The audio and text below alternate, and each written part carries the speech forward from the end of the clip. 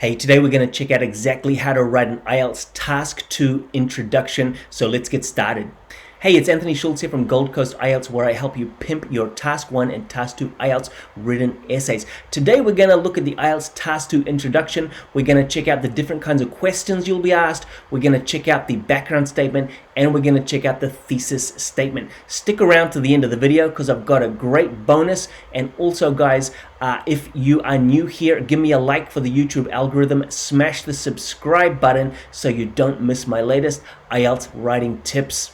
Okay, so an IELTS Task 2 is usually going to have 3 parts. In this one here in the box, we can see that the first sentence is called the topic because it gives you the topic of men staying home.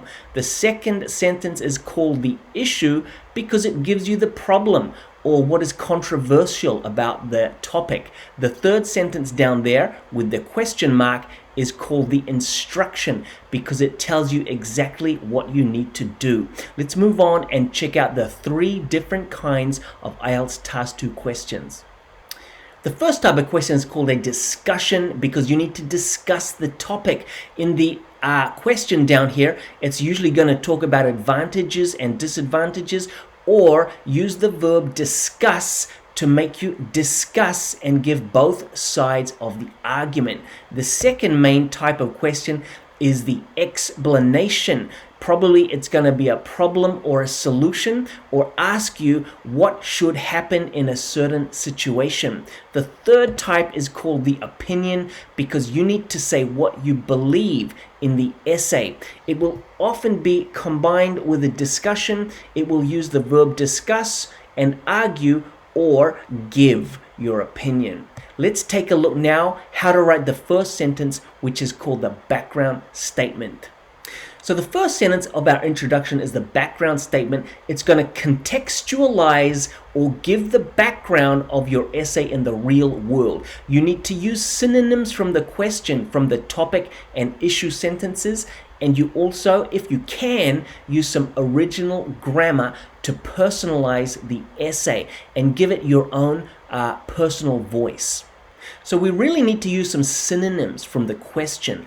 This question here about educating boys and girls separately has these words inside it: educate, boys and girls, separate schools, benefit, and mixed schools. So we could change the verb educate to an infinitive like to educate, or the noun or adjective education.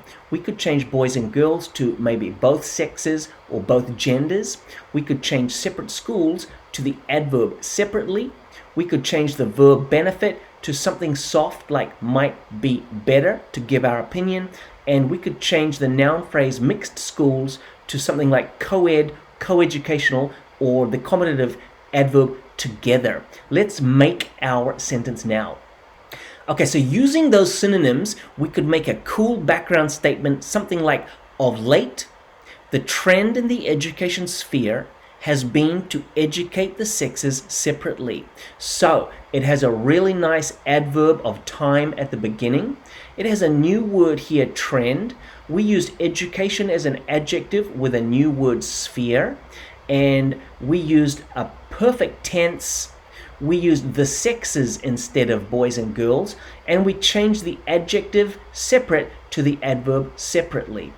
So next is the thesis statement. This is the second sentence of your introduction. It's going to tell the reader exactly what you will do in the body. It can give your main argument or your main opinion if you know what it is, or you can leave that to the conclusion. So in your thesis statement, you should begin with the words, "this essay will."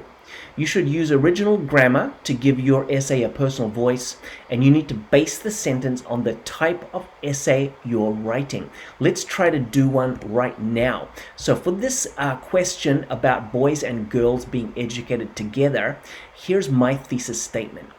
In this essay, it will be shown why keeping boys and girls together in the classroom might be a better idea. This is a great one. It begins with this in this essay. It uses a passive verb right here, will be shown. It keeps the noun phrase boys and girls, but it changes mixed schools to keeping together in the classroom. And then it uses a really soft modal verb plus be combination to give my opinion. Let's now check out the bonus tip. So my bonus tip, guys, for the thesis statement is to use a little phrase like this with a connecting word such as although, and then say something like, although I am sympathetic with this statement, comma. In this essay, it will be shown why keeping boys and girls together in the classroom might be a better idea.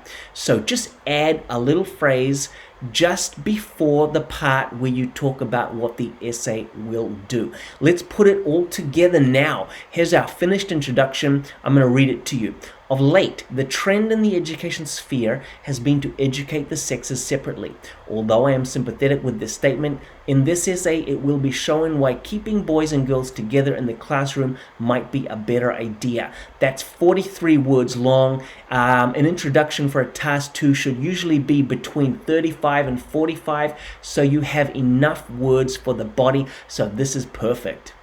So that's it for how to write a Task 2 introduction. If you're studying IELTS now and you've got a big goal for your future, maybe you need a little bit of extra help, follow the links in the description below for some cool free stuff, and I'll see you in the next video.